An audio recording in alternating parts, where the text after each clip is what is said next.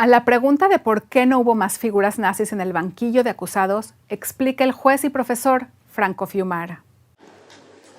Les vengo explicando justamente lo que había acontecido con los testimonios, también de los que sobrevivieron a la Shoah, de los sobrevivientes, supervivientes,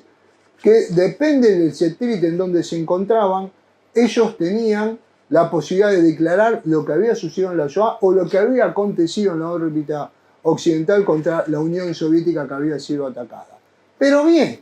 esto, aunque les parezca mentiras, lamentablemente sirvió como para que no hayan más nazis sentados en los banquillos, porque se iban diluyendo justamente las pruebas, que en definitiva son los mismos sobrevivientes, los testigos, que vivieron su propia historia o su propia memoria dentro de determinados campos de exterminio, de campos de concentración, guetos o marcha de la muerte. Pensemos que la dimensión de la Shoah, no todos los sobrevivientes la vivieron, sino que vivieron una cuota parte de lo que es esa gran dimensión de la Shoah, que nuclea a todos los crímenes cometidos por los nazis. Ahora, ¿por qué no fueron justamente sentados en el banco de acusados notables personalidades? Yo quiero manifestarles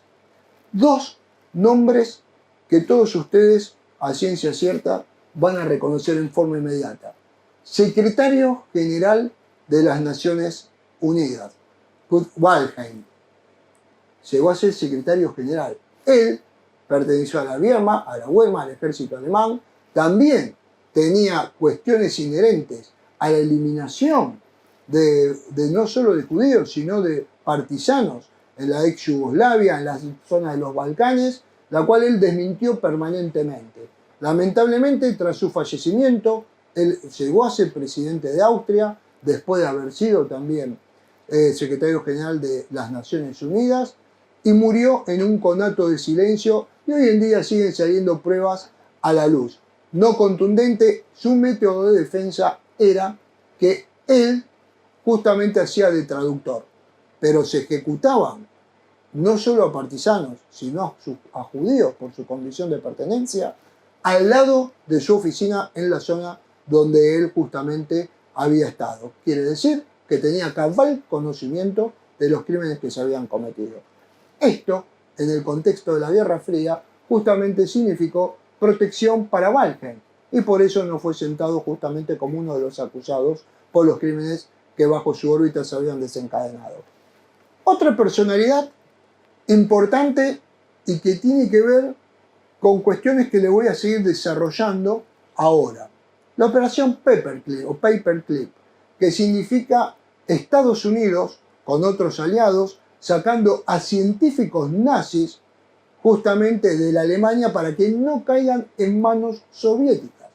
Reitero, después de la toma de Berlín, en forma inmediata comienza con las actas de rendición de la Alemania nazi la Guerra Fría. De hecho, hay dos actas firmadas por separado, justamente en Reims el 7 de mayo del 45 con los aliados occidentales y en Karlsruhe, en Berlín, el 9 de mayo del mismo año por imposición de Stalin. Fíjense que todavía no había llegado la conferencia de Potsdam para cerrar con los juicios y ya había comenzado la Guerra Fría. Y en esto de la operación Paperclip le traigo justamente la llegada del hombre a la Luna el 20 de julio de 1969. Quien diseñó el proyecto Saturno es von Braun, Werner von Braun, quien trabajó en Peenemünde y fue responsable de mano de obra esclava de judíos traídos de todas las partes del continente europeo. Él fue el autor de los cohetes B-2, conocidos como las bombas volantes, los primeros cohetes que fueron disparados contra Gran Bretaña y después contra Amberes en Bélgica, y él fue responsable por lo menos del asesinato de 20.000 judíos por mano forzada. No solo esto, él fue director de la NASA cuando elaboró el proyecto.